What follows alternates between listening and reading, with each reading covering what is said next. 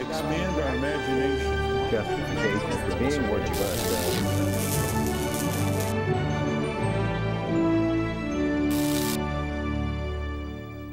And welcome to Washington Unplugged. Bob Schieffer here. Well, President Obama drew some big crowds at campaign events in Ohio over the weekend, but most of the analysts say it's still going to be an uphill fight for Democrats. Can they keep control of the Senate and the House? Well, National Journal's Major Garrett is going to join us today to talk about it. He's come up with what he calls a midterm opportunity map for House Democrats. We'll see what that's all about. CBS's Rita Braver has a profile of the woman at the heart of the Democrats' campaign to keep the House, Nancy Pelosi.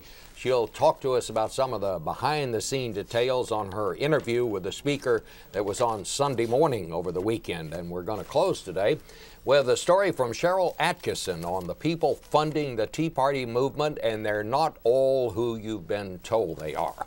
But first to Major Garrett. You had a big piece in National Journal, Garrett. You call it kind of a backdoor plan for Democrats, because there's no question, I think the conventional wisdom is everybody thinks that the Democrats are going to lose control in the House. The Senate may be a little better news for them there, but it looks pretty bleak for them in the House. So do you think they can actually keep the House? I don't think they can keep the House, and that's not my opinion. That's a review of the race-by-race polling data, money raised so far, money available. Now, in some cases, races are tight where Democrats have more of their own money to spend. The candidates have outraised their Republican challenger.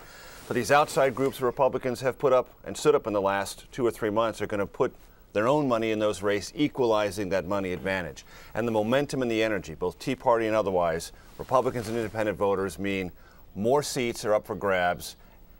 Charlie Cook, who is related to National Journal, has 91 toss-up seats in the House. 84 of them are occupied by Democrats. When you look at a map like that and the numbers that way, remember, Republicans only need net 39 seats to regain control of the House. The numbers work against Democrats across the board. But that doesn't mean there are not targets of opportunity. And if the Democrats, by some low-level miracle, hold the House, it will be because they have picked up Republican seats where Republicans were not paying attention. Well, where are the Republican seats? They're not that many, but a couple I can say, and Republicans and Democrats agree, have pretty much already been put in the Democratic column. Delaware is that large seat formerly held by Mike Castle, who was defeated in that Republican senatorial primary by Christine O'Donnell. The Democrats are going to win that seat. Louisiana's 2nd congressional district, kind of an unusual Republican win over a scandal-tainted William Jefferson, a Democrat. That seat is probably going to go back to the Democrats. But let's look at a seat the Democrats thought a couple of 3 months ago would be a sure win for them, Hawaii's 1st congressional district. Oh, really? That race is very competitive, very tight. They haven't put that away yet. That's a bad sign for Democrats. There are other opportunities. Illinois' 10th congressional district, Mark Kirk is running for the Senate. That's an open seat. The Democrats running 11 to 10 points ahead there. That's a target of opportunity. Same thing in California 3, a very tight race. Dan Lundgren is a very familiar figure in Republican Party politics. He survived in 08, the toughest race he's ever had. But this year he's got another tough race against a self-funding Indian-American first-generation physician there, a Democrat. Democrats think they could pick that seat up there. There's about 7 seats Democrats think they could pick up if everything breaks their way, and they're going to need every single one of those seats to hold on. Well, let's just talk a little bit about what the president's talking about out on the campaign trail. Here's part of what he said at one rally this weekend. I understand that some of you, when you think back, you know, election night looked so good. Inauguration day, Beyonce was singing. Bono was up there. Everybody had a good feeling. Well, of course, that everybody had a good feeling. Question. Now what? Yeah. What happened to Barack Obama? Every midterm election, you generally think that the party that's in the White House is probably going to lose some seats. Sure. In the Congress. That's just sort of the way it always is. But it looks really bad for Democrats, and I think a lot of Democrats think it's because of Barack Obama. The numbers were against Democrats to begin with. I wrote a piece 2 weeks ago for National Journal where Chris Van Hollen in February of 2009, this is just a couple of weeks after the massive inauguration the president just referred to there, telling Democrats we could lose 30 seats in the next election just because there were so many swing districts that Democrats had won in 2006 and 2008 that Republicans were going to charge back and try to get. So the Democrats knew the numbers were against them. But if the Republicans win 60 seats in this, more than 50, take back the House by a substantial margin, then the X factor will be the president, his agenda, and his inability to tell and communicate to the country what he's been doing and why. The president conceded that in this very lengthy interview with New York Times Sunday Magazine and Peter Baker, who we both know very well, saying, you know, maybe my campaign rhetoric was a bit over the top. Maybe promising all these grand things and suggesting they could be done, if not instantaneously, with a lot less difficulty than we've encountered, was a bit much. The other problem for the president, I think, is the country's still getting used to and sorting through its first African-American president. We don't like to talk about that in public very often, but America's still growing accustomed to this. And it's the people who thought, maybe I'll give this guy a chance, are having buyer's remorse more rapidly, I think, on a policy and a politics basis than the White House ever anticipated. They thought those votes for the president were locked in and golden for the midterms and the re-elect. And they've discovered, to their dismay, that they were not. Well, the interesting thing to me is the disaffection on the left side of his own party. Young people seem sort of disappointed. I think the expectations were so high, he said, I'm going to change things, and I think many of them think that, frankly, he just didn't. 3 big issues stick out on the left.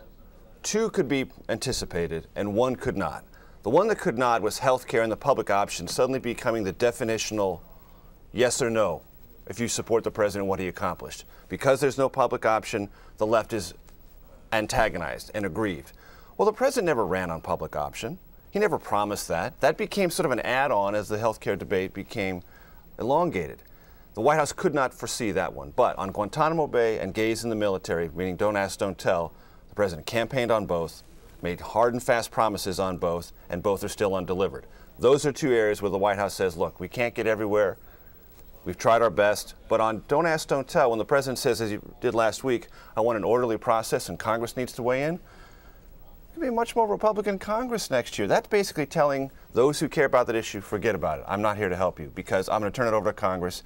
And everyone knows the Congress to come is going to be far more hostile on that issue than the Congress the president was dealing with. All right, Major Garrett, well, thanks a lot for some very good reporting. Your piece in the National Journal is very incisive, brings up a lot of stuff nobody's talked about. Thank you, Bob. So thanks a lot. Thank you. Well, this weekend, Rita Braver had a big piece on the Sunday morning broadcast with Speaker Nancy Pelosi. She got incredible access for the piece.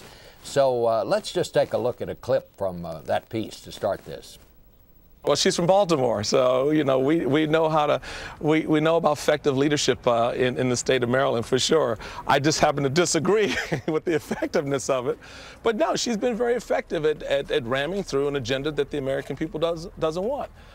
He's talking, of course, about health care. We took an idea that was very popular, and if we shoved it down anybody's throat, it was the insurance companies. But it's been 6 months since it's passed, yes, and people haven't started to like it anymore. It's about even now. I think the polls today show it about even, and when people people like see it the more? benefits, once they know. There is, however, a certain irony in the fact that the health care plan Pelosi considers her crowning achievement could be her party's undoing in November. But true to form, Nancy Pelosi is having none of it. Don't you worry that maybe you could end up, instead of being one of the most famous speakers in history, to be just a footnote? I'm not a footnote. I'm the first woman Speaker of the House, and we passed the most comprehensive health insurance reform.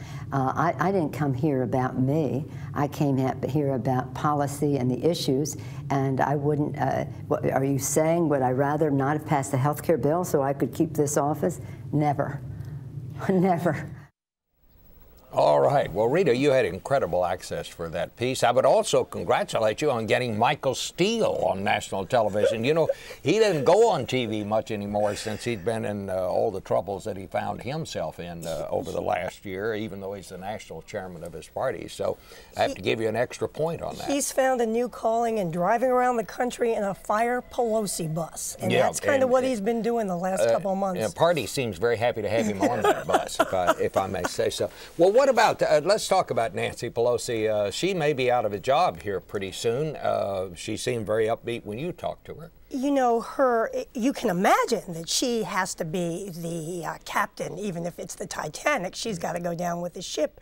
So she is insisting over and over again that the polls are wrong, the pundits are wrong, that their own charting shows that Democrats are going to do quite well in the election. Now, she may be whistling in the wind, and she's also going because she's wanted in more places where Democrats are doing okay. But look, there's no question, and we showed earlier in the piece, that Democrats are turning against her. A lot of them are not only running campaign ads distancing themselves from her, but they are coming out and saying, I would not vote for her for Speaker again if the Democrats keep the majority. That's very interesting. But of course, you've got to be a tough customer to be the Speaker, whether you're a Democrat or Republican, because always they use the Speaker generally as the object of everybody's anger. When Newt Gingrich was there, I mean, he went after other people, then people went after Newt Gingrich. So that just kind of comes with the job, but it can't be easy or fun. Well, she is incredibly tough. That is the word. Steely was the word that so many people used about her when I was reporting on this story. But she's an odd combination, Bob, because here she is as somebody who is the Speaker of the House, but she defines herself as mother and grandmother, says she likes being grandmother of 8 more than being Speaker of the House. And I think a lot of people don't realize that she didn't even run for Congress until she was 47 years old. And she told me, once I decided to run, I decided to win. And I knew how to win.